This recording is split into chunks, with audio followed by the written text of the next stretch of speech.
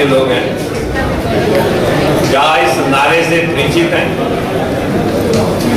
नमो बुद्धाय, जय भीम, जय भीम। जय भीम। मित्रों, आज के इस मंच पे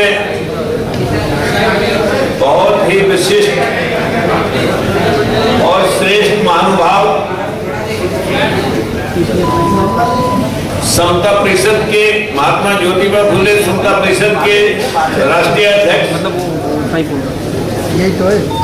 पूर्व में केंद्रीय मंत्री, पूर्व में महाराष्ट्र सरकार में मंत्री माननीय छगन भुजबल जी, और इस डायस पे एडवोकेट साहब पी विल्सन जी,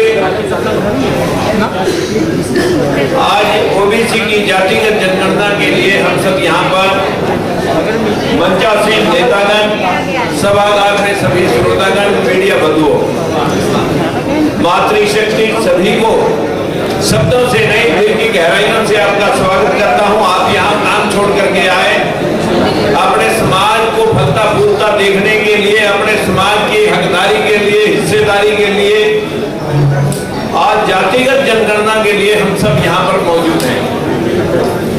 लेकिन मित्रों, जातिगत जनगणना 2011 में भी हुई। 2011 के आंकड़े छुपा दिए गए। 1931 में भी जो जनगणना हुई थी वो आंकड़े भी छुपा करके रखे गए। इसके पीछे क्या लॉजिक है? क्योंकि 6743 जातियों में बटा हुआ समाज इकट्ठा ना होकर के सिर्फ और सिर्फ 15% स्वर्ण समाज की जी हजूरी करता रहे। हमारे में से ही जैसे गऊ का बछड़ा लेकर के अगर चल दे तो गऊ को रस्सा डालने की जरूरत नहीं है, वो बछड़े के पीछे अपने आप आ जाएगी। हमारे बीच में से हमारे ही कुछ भाई बड़े राजनीतिक दलों में एमपी और एमएलए के तौर पे, सांसद भी, एमएलए भी होने के पश्चात वो अपने समाज की बात नहीं कह सकते। लेकिन दुख के साथ कहना पड़ता है, क्योंकि हमारा समाज में जो भी संघर्ष करने वाले लोग आए,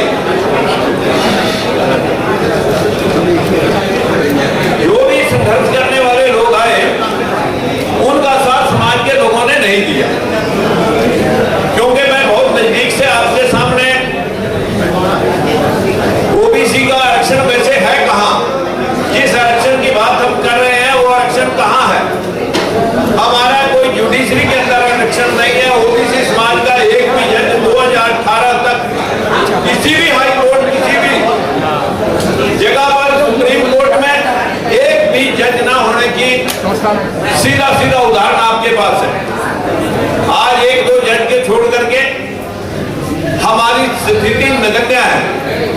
इसी प्रकार से हमारे देश के अंदर 40 यूनिवर्सिटियां हैं, वहां हमारी कोई हिस्सेदारी 2001 अप्रैल 2018 तक एक भी professor, associate professor, vice chancellor की बात छोड़िए, एक भी नहीं है। 0% हिस्सेदारी। अभी अभी 15,000 सीटें नीट की पिछले दिनों रिजर्वेशन 5 साल तक जो 27% सुप्रीम कोर्ट के माध्यम से मिला हुआ था, उसको भी बीजेपी सरकार ने बैन कर दिया था, स्टॉप कर दिया था। और जैसे ही पूरे प्रदेश के अंदर खलबलाहट हुई, दबाव पड़ा, तो बीजेपी सरकार उससे बैकआउट हुई और बड़े बड़े बैनर लगा करके बड़ा गुणगान किया गया कि भाई हमने ओबीसी को आरक्षण दे दिया। ये सारी नौटंकी देश की 75 साल की आजादी के बाद भी हम हर रोज जनगणना के माध्यम से आवाज उठाते हैं, हिस्सेदारी के माध्यम से आवाज उठाते हैं, लेकिन कभी भी 75 साल में हमने नेतृत्व पैदा करने का प्रयास ओबीसी के माध्यम से नहीं किया। और जिन लोगों ने प्रयास किया भी है, उन्हें साथ नहीं मिला। मित्रों, जब तक पिछड़कू राजनीति रहेगी, मैं नहीं कह सकता कि हमारे समाज को जनगणना होने के बाद जनगणना के डिस्क्लोज होने के बाद कि क्या लोग आपको थाली में परोस करके हक देंगे, फिर भी हमें लड़ाई लड़नी पड़ेगी। और ये लड़ाई अगर हम पिछले 75 साल में कभी भी शुरू करते, जैसे 1925 से आरएसएस आज 2014 में एब्सोल्यूट मेजॉरिटी लेकर के आया, 440 सीटों वाली कांग्रेस 40 के ऊपर सिमट गई।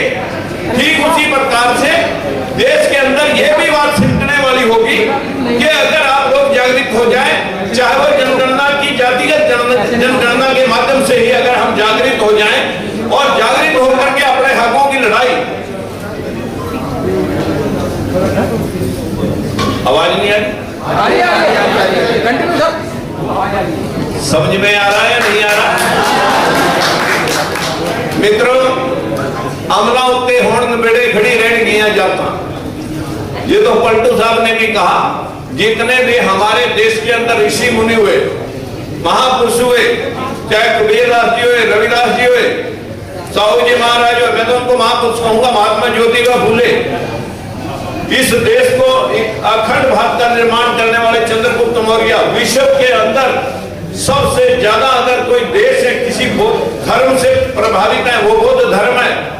बौद्ध धर्म विश्व के सैकड़ों कंट्रियों में है, जहां ऊंच नीच, जाति पाति, धर्म और जाति के बखेड़े नहीं है, अंधविश्वास और पाखंड नहीं है।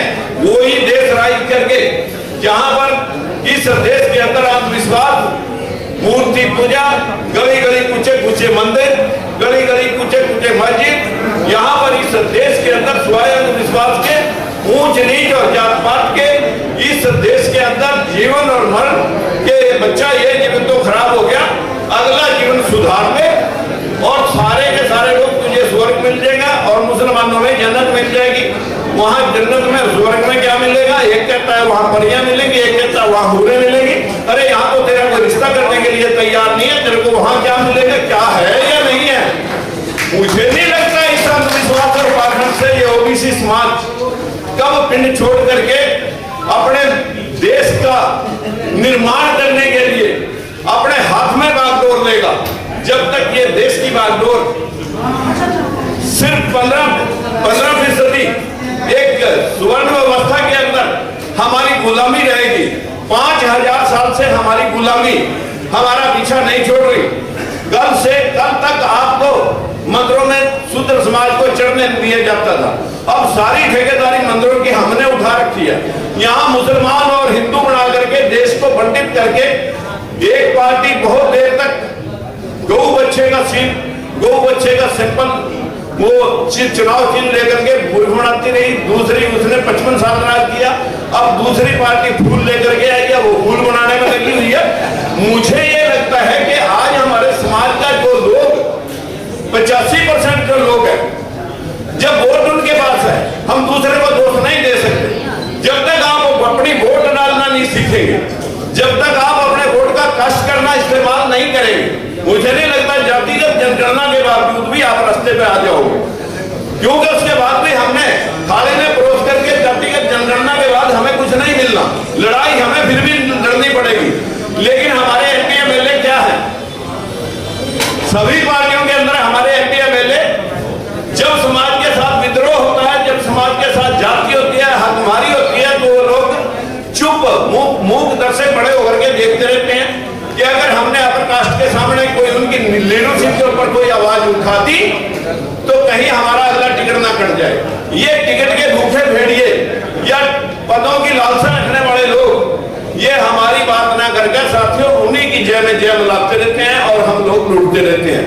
लेकिन जो लोग आपकी आवाज उठाई, जिन लोगों ने, मैं आपके सामने खड़ा हुआ एक तस्वीर हूं, मैंने बंसीलाल के राज में देखा कि एससी-बीसी के लोगों को जब हिस्सेदारी नहीं मिल रही थी, विद्रोह किया। विद्रोह के बाद परिणाम क्या हुआ? पार्टी से निकले। फिर हमने भी ये देख लिया कि अगर इसने हमें पार्टी से निकाला तो 15 लोग इकट्ठे करके उसकी सत्ता को धराशायी करके ओम प्रकाश चौटाला सत्ता में लाए। लेकिन वहां में क्या हुआ? 3200 जेबीटी मास्टरों की जिन बच्चों ने टेस्ट दिए थे वो लिस्ट फाड़ करके नकली लिस्ट जारी कर दी और जिस सेकेंडरी एजुकेशन डायरेक्टर ने वो लिस्ट जारी की थी उसे जेल में डाल दिया। उससे वो लिस्ट, असली वाली लिस्ट लेकर हमने जब प्रेस के सामने रखी तो साथियों रखी तो वो भी 10 साल की जेल काट के आए। लड़ाई लड़नी पड़ती है, बीजेपी वही है।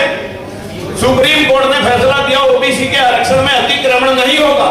ओबीसी के आरक्षण में जो अतिक्रमण हुआ है वो नहीं चलेगा, जो सुपरसीड करने वाली जातियां वो नहीं शामिल होंगी। सुप्रीम कोर्ट के आदेश के बाद मुट्ठी भर दादागिरी ताकतों के आगे 300 सीटों वाली बीजेपी धराशायी होगी, घुटने टेक करके दोबारा आरक्षण देने के वादे करने लगी।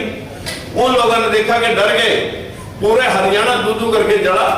एक आदमी आपका भाई लड़ाई लड़ रहा था, 17 बार हमले हुए, फिर भी कभी पीछे बैठ नहीं गए। लेकिन आज मैं आप सब साथियों के सामने कहता हूं, क्या कभी आपने साथ दिया? 2 लाख 1.5 लाख लोगों की रैलियां, 8 रैलियां की। लोग चावल और भात खाने के लिए इकट्ठे हुए थे या राजनीतिक निशात के लिए इकट्ठे हुए थे। लोग डटे नहीं, वोट नहीं डाली। अब क्या, तो हमें कांग्रेस को ठोकना है, अब हमने बीजेपी को ठोकना है। अरे सारी जिंदगी ठोक ठकाई करते रहोगे या अपना भी कोई प्लेटफॉर्म, अपना भी कोई घर, अपना भी कोई अस्तित्व कायम करके आप राजनीतिक प्लेटफॉर्म की तैयारी करोगे, या सिर्फ लोगों के एक से फुटबॉल बने, दूसरे पे गए, दूसरे से फुटबॉल बने, तीसरे पे गए, तीसरे से फिर ठोकर पड़ी तो पहले ले आ गए। क्या हम 75 साल तक जो करते रहे यही करते रहेंगे?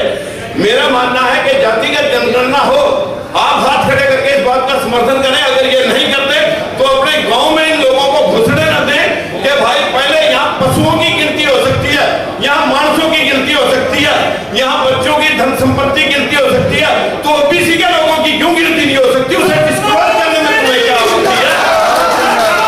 ये बात हमें साथियों, हमने बहुत मजबूती के साथ रखनी है। आज महम के अंदर भी कार्यक्रम था, आज माननीय छगन भुजबल जी ने महाराष्ट्र सदन के अंदर भी प्रोग्राम किया। आपको भी हम बधाई देते हैं, आप हमारे से अच्छे वक्ता यहाँ पर बैठे हैं, लेकिन भावों से कुछ नहीं होगा। भाव प्रकट होने चाहिए, भाव आपके सड़क के ऊपर दिखने चाहिए। आप सड़क पे ना जा करके सिर्फ माइक पकड़ करके भाषण देना चाहें, उससे साथियों काम नहीं होगा। आप लोगों को अपना जिहाद, जैसे लोग जिहाद करते हैं अपने हक के लिए, आपको अपने रिजर्वेशन जिसकी बात कर रहे हैं ओबीसी की रिजर्वेशन, कहीं भी रिजर्वेशन नहीं, ना एमपी में, ना एमएलए में, ना चेयरमैन में, ना बाहर विदेशों गवर्नर में, ना हमारे किसी ब्यूरोक्रेसी के अंदर, ना हमारे कैबिनेट मिनिस्ट्री के अंदर। सारी की सारी सिस्टम 15% सिस्टम के अंदर हाईजैक कोई बढ़िया। इसलिए मेरा ज्यादा समय मैंने एक आध ले लिया और तो उसके लिए मैं क्षमा चाहूंगा, लेकिन विनती करना चाहूंगा। Press the bell icon on the YouTube app and never miss another update.